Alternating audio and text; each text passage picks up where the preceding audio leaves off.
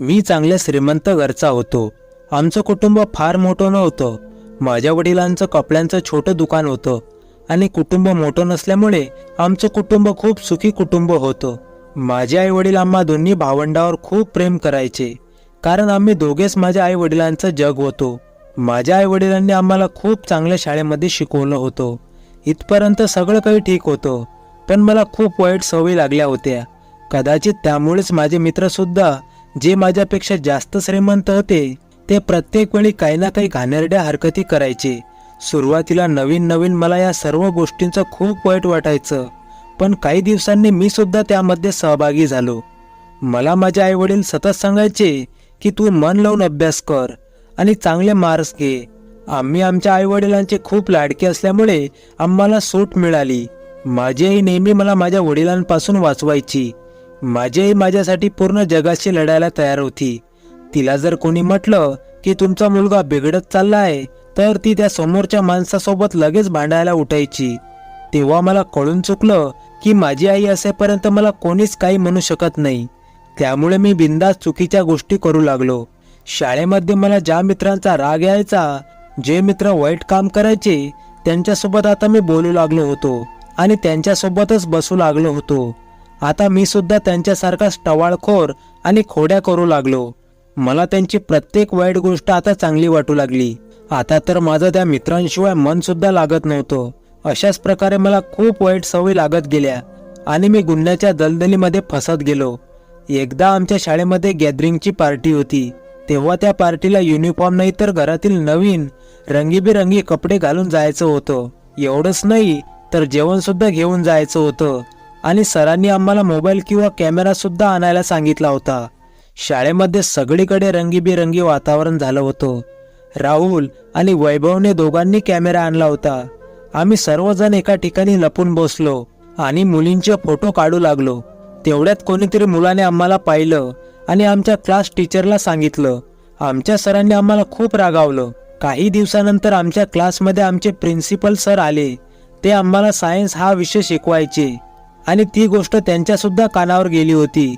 ते आम्हाला खूप शांतपणे समजावू लागले की ही गोष्ट खूप वाईट आहे, पण आम्ही तर खूप निडर होऊन बसलो होतो.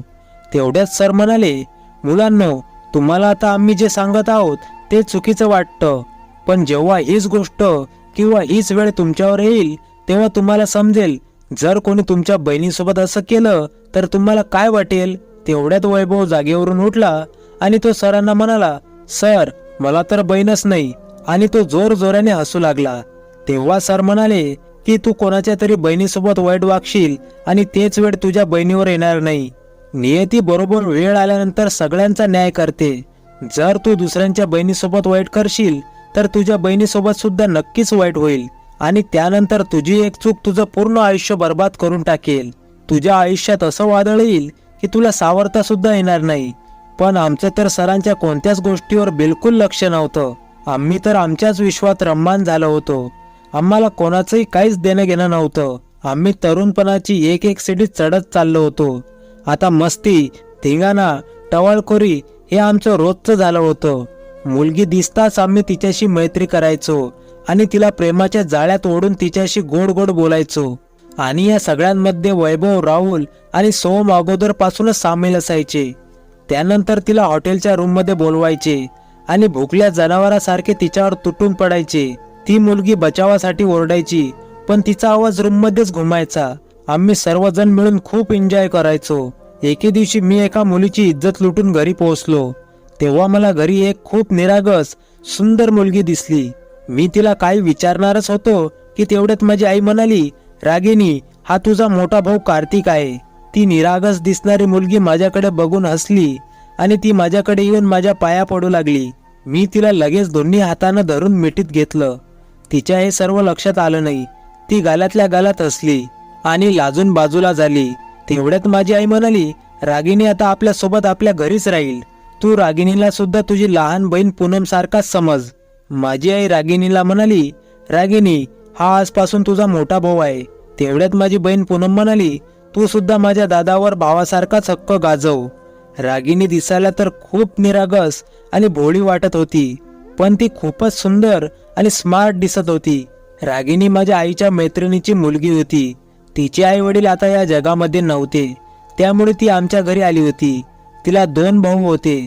तिच्या दोन्ही भावजोई तिच्यावर जळायच्या आणि रोज तिच्याशी भांडण करायच्या. त्यामुळे ती माझ्या आईसोबत आमच्या घरी आली होती. माझी आई तसंही खूप दयाळू स्वभावाची होती. ती सकाळीच रागिणीला तिच्यासोबत घेऊन आली होती.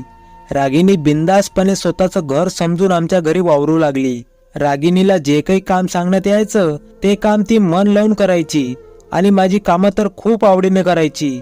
एके दिवशी मी तिला माझे कपडे इस्त्री करण्यासाठी सांगितले. तेव्हा ती केस विंचरत होती. तेव्हा तिने केस विंचरायचे तसेच ठेवले आणि माझ्या रूममध्ये येऊन ती मला विचारू लागली, कार्तिक दादा, तुझे कोणते कपडे इस्त्री करायचे आहेत? तिने खूप निरागसपणाने मला तो प्रश्न विचारला होता. माझ्या मनात तर एक वेगळीच आग लागली होती. मी तिला म्हटलं, तो पांढरा कलरचा शर्ट इस्त्री करून दे. रागिनी म्हणाली, कार्तिक दादा, तू हा ड्रेस घाल, यामध्ये तू खूप हँडसम आणि स्मार्ट दिसशील. ती मला ड्रेस दाखवत होती, मात्र मी तिला मिठीत घेणारच होतो की ती एकदम मागे सरकली. तिच्या डोळ्यांमध्ये पाणी आलं होतं. मी तिला विचारलं, काय झालं रागिनी?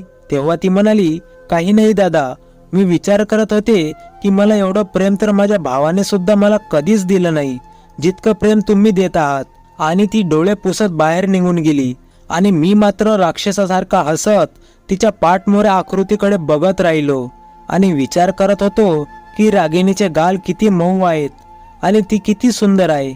मी मनातल्या मनात रागिणीबद्दल विचार करू लागलो आणि राक्षसासारखा हसू लागलो. माझ्या मनात खूप विचित्र विचार येऊ लागले होते. मी तर हेच विसरून गेलो होतो की ती मला तिचा भाऊ समजते आणि ती तर इतकी निरागस होती की तिला माझं बोलणंच समजत नव्हतं. ती तर समजत होती की मी भावाच्या नात्याने तिला मिठी मारतो. त्यानंतर एके दिवशी घरातील सर्वांना कॉलनीतल्या एका नातेवाईकाच्या लग्नाला जायचं होतं आणि रागिणीने त्यांच्यासोबत जायला नकार दिला आणि मी सुद्धा संधीचा फायदा घेत त्या लग्नाला जायचं टाळलं, कारण अशी संधी पुन्हा येणार नव्हती. घरचे सर्वजण लग्नाला गेले होते. तेव्हा मी अंघोळीसाठी बाथरूममध्ये गेलो. मी काही वेळ बाथरूममध्ये पाण्याचा नळ रिकामाच सुरू ठेवला. त्यानंतर मी रागिणीला आवाज दिला. तिला वाटलं की कदाचित मी कपडे मागत आहे, कारण ती अगोदर सुद्धा कधी कधी मला कपडे देत होती. ती माझे कपडे घेऊन आली. मी तिच्या हाताला पकडलं. ती ओरडू लागली, दादा, तू हे काय करत आहेस? माझा हात सोड.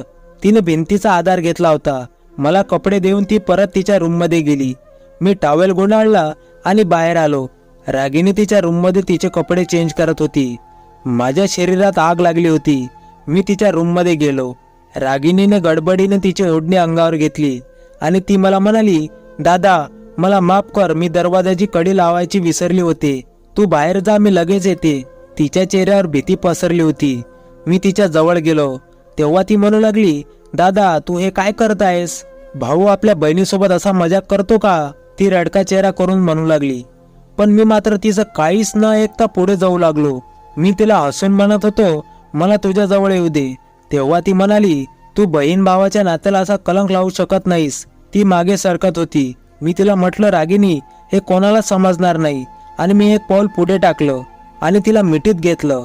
ती जीवाच्या आकांताने ओरडू लागली. ती मला विनवणी करू लागली, कार्तिक दादा, तुला तुझ्या सख्या बहिणीची शपथ आहे.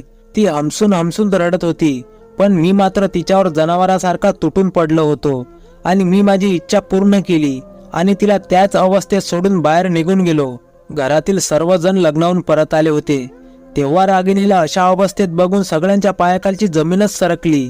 माझी आई पळत जाऊन रागिणीला कपड्याने झाकू लागली आणि तिच्या गळ्या पडून रडू लागली. माझ्या आईने जेव्हा तिला हे सगळं कोणी केलं हे विचारलं, तेव्हा तिने माझं नाव सांगितलं, पण मी याला स्पष्ट नकार दिला. मी म्हटलं की तुम्ही लोक गेले होते तेव्हा मी सुद्धा घरून निघून गेलो होतो, पण जेव्हा मी परत आलो तेव्हा मी एका माणसाला घरातून बाहेर जाताना पाहिलं. जेव्हा रागिणीने माझ्याकडे इशारा केला तेव्हा माझ्या आईला खूप राग आला होता आणि माझी आई रागिणीला बरं वाईट बोलू लागली. ती म्हणाली की मी तुला घरी राहायला आसरा दिला, तू तर माझ्याच मुलाला तुझी शिकार बनवलंस. तू अशी मुलगी आहेस हे जर मला माहित असतं तर मी तुला या घरात कधीच आणलं नसतं. रागिणी रडत रडत ती निर्दोष असल्याचं सांगत होती, पण तिचं कोणीच ऐकलं नाही. तिला कोणीच न्याय दिला नाही. मी एका कोपऱ्यात उभा राहून तिच्याकडे बघत हसत होतो. एवढंच नाही तर माझ्या आईने सुद्धा तिला घरातून हाकलून दिलं. तेव्हा मी बाहेर निघून आलो आणि रागिणीला म्हणालो, मी म्हटलं होतं ना की तू कोणाला सांगू नकोस. मी आताही तुला घरात घेऊ शकतो. मी तर सर्व मर्यादा ओलांडल्या होत्या. तिने मला एक जोरदार मला कानाखाली ठेवून दिली आणि ती मला म्हणाली, तू किती नालायक माणूस आहेस. तू माझ्या आयुष्याशी खेळला आहेस. कोणी ना कोणी तुझा बदला नक्कीच घेईन. या जगात कोणीच मला न्याय दिला नाही, परंतु देव मला नक्कीच न्याय देईल. त्यानंतर ती तिच्या भावाच्या घरी कधी गेली मला माहित नाही, पण तिथे गेल्यानंतर तिच्या भावाने तिचं बोलणं ऐकून घेतल्यानंतर तिलाच खोटं ठरवलं आणि तिच्यावर आरोप लावून तिला घराच्या बाहेर हाकलून दिलं. ती दरवाजा वाजवू लागली, पण कोणीच दरवाजा उघडला नाही. ती वेड्यासारखी रस्त्याने फिरू लागली. रस्त्यावर तिने काही माणसांना उभं राहिलेलं बघितलं, तेव्हा ती भीतीने पळू लागली. कार्तिकने तिच्यासोबत असं केल्यानंतर तिचा प्रत्येक नात्यावरचा विश्वास उडाला होता. तिला वाटत होतं की ती माणसं तिच्यावर जबरदस्ती करण्यासाठी थांबले आहेत. ती पळत असताना ती अडखळली आणि खाली पडली. रस्त्याने जाणारा ट्रक तिच्या अंगावरून गेला आणि तिच्या शरीराचा चेंदामेंदा झाला. ती मेल्यानंतर विषय तिथेच संपला. कोणीच माझ्यावर केस दाखल केली नाही आणि कोणी हे सुद्धा पाहिलं नाही की ती कशाच्या धडकेत मेली आहे. मी तर तिला माझ्याच बाईकने उडवलं होतं आणि हे सगळं मी जाणून बुजून केलं होतं, कारण मला भीती वाटत होती की माझ्यावर कोणीतरी केस करेल, कारण मी तिच्यावर जबरदस्ती केली होती. तिला उडवल्यानंतर मी घाईघाईने बाजूला जाऊन थांबलो होतो. जेव्हा तिचा जीव गेला तेव्हा माझ्या जीवात जीव आला. माझा सगळा ताण निघून गेला होता. आता आमच्या घरी रागिणीबद्दल कोणीच काहीच बोलत नव्हतं. असं वाटत होतं की ती आमच्या घरी कधी आलीच नव्हती. माझी आई आणि वडील त्यांच्या कामामध्ये बिझी होऊन गेले आणि मी माझ्या कामांमध्ये परत बिझी झालो. ही घटना घडून आता 1 वर्ष झालं होतं. एके दिवशी रागिणीचा भाऊ प्रकाश तिला भेटायला आला. आम्हाला सर्वांना धक्काच बसला की तिच्या भावाला रागिणीबद्दल काहीच माहीत नव्हतं. माझ्या आईने प्रकाशला सर्व काही सांगितलं. तेव्हा त्याला खूप राग आला, पण माझ्या आईने त्याला धक्के देऊन घराच्या बाहेर काढलं. प्रकाश त्याच्या घरी गेला. त्याने सर्व घटना त्याच्या बायकोला सांगितली आणि त्याच्या बायकोला विचारलं. तेव्हा ती म्हणाली की रागिणी आली नव्हती. जेव्हा प्रकाशने तिला रागावून विचारलं तेव्हा तिने सर्व काही सांगितलं. ती म्हणाली की रागिणी इथे आली होती, पण आम्ही तिला घरी येऊ दिलं नाही. प्रकाश त्याच्या बायकोवर खूप नाराज झाला, पण आता काहीच फायदा नव्हता. ती तर हे जग सोडून गेली होती.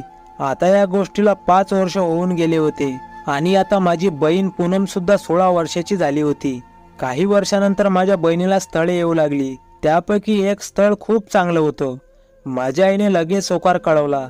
लग्नाची सर्व तयारी सुरू झाली आणि तिचा हुंडा सुद्धा जमवून ठेवण्यात आला होता. मी खूप खुश होतो आणि खुश तर का होणार नव्हतो. माझ्या बहिणीचं लग्न होत होतं आणि रागिणीचं सांगायचं झालं तर त्या बाबतीत मी बिलकुल शर्मिंदा नव्हतो, कारण मी तर रागिणीसारख्या कित्येक मुलींची अब्रू लुटली होती आणि या गोष्टीची मला काही जाणीव नव्हती.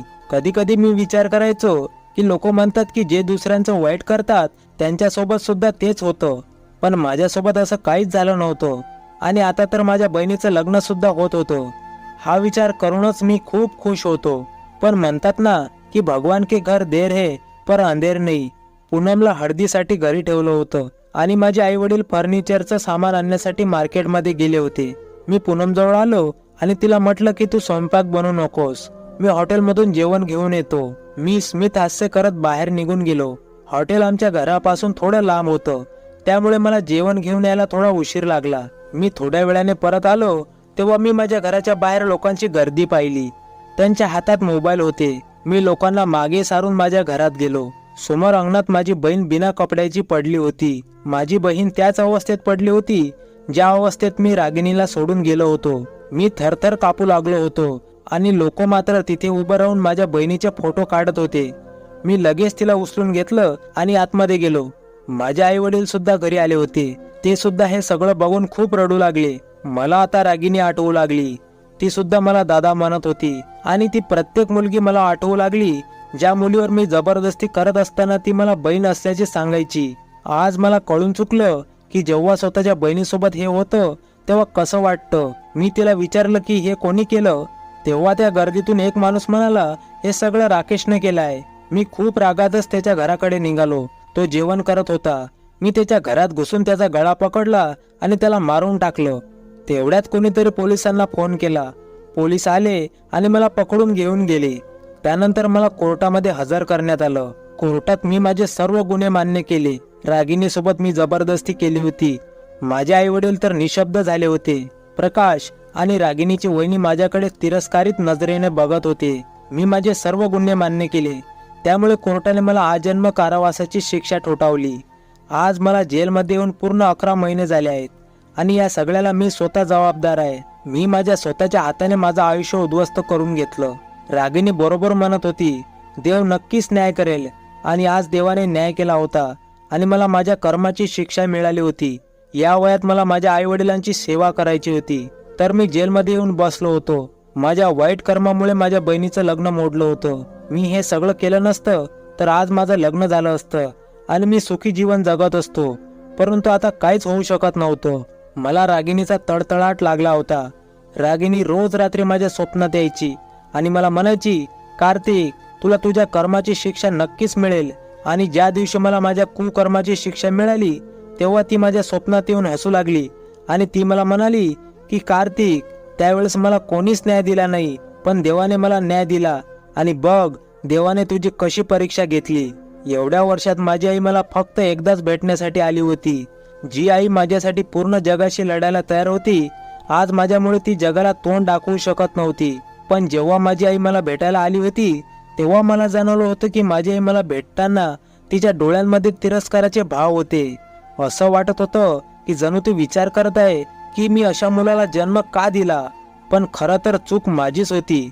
जर मी सुरुवातीपासूनच मुलींची इज्जत केली असती तर मला आज हे दिवस बघावे लागले नसते. माझी बहीण एका मेलेल्या शरीरासारखी घरात पडून होती आणि हीच अवस्था आता माझ्या आईवडिलांची सुद्धा आहे. समाजात वावरताना त्यांना किती त्रास सहन करावा लागत असेल हे त्यांनाच माहीत. पण एक गोष्ट मात्र नक्कीच आहे की दुसऱ्यांचं वाईट करण्या अगोदर त्याचे काय परिणाम होतील याचा नक्की विचार करावा, कारण देवाच्या काठीला आवाज नसतो, हे सत्य आहे. मित्रांनो, कशी वाटली कथा कमेंट करून नक्की सांगा आणि चॅनलला प्लीज सबस्क्राईब करा. तुमच्या सहकार्याची खूप गरज आहे. पुन्हा भेटून नवीन कथेसह. धन्यवाद.